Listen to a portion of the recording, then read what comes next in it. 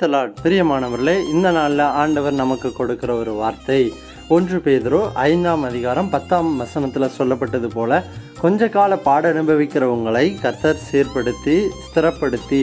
தேவ பிள்ளைகளே, நேற்றைய தினத்தில் கர்த்தர் சீர்படுத்துகிற தெய்வம் என்பதை குறித்து நம்ம தியானித்தோம். இந்த நாளில் அவர் ஸ்திரப்படுத்துகிற தெய்வம். தேவ பிள்ளைகளே, கொஞ்ச கால பாட அனுபவிக்கிற உங்களை கர்த்தர் சீர்படுத்துவார். 2வது, ஸ்திரப்படுத்துகிற தெய்வம். எந்தெந்த காரியங்களில் உங்கள் வாழ்க்கையில் ஸ்திரத்தன்மை இல்லாமல் இருக்கிறதோ அந்த காரியங்களை கர்த்தர் இந்த நாட்களில் ஸ்திரப்படுத்த விரும்புகிறார். ஆபிரகாமுடைய வாழ்க்கையில் ஆண்டவர் பாடுகளை அனுமதித்திருந்தார். அந்த பாடுகளின் நேரத்தில் ஆண்டவர் ஆபிரகாமின் விசுவாசத்தை ஸ்திரப்படுத்தினார் என்று வேதம் சொல்லுகிறது. ஆபிரகாமுக்கு ஆண்டவர் விசுவாச பரீட்சையை அனுமதித்திருந்தார்.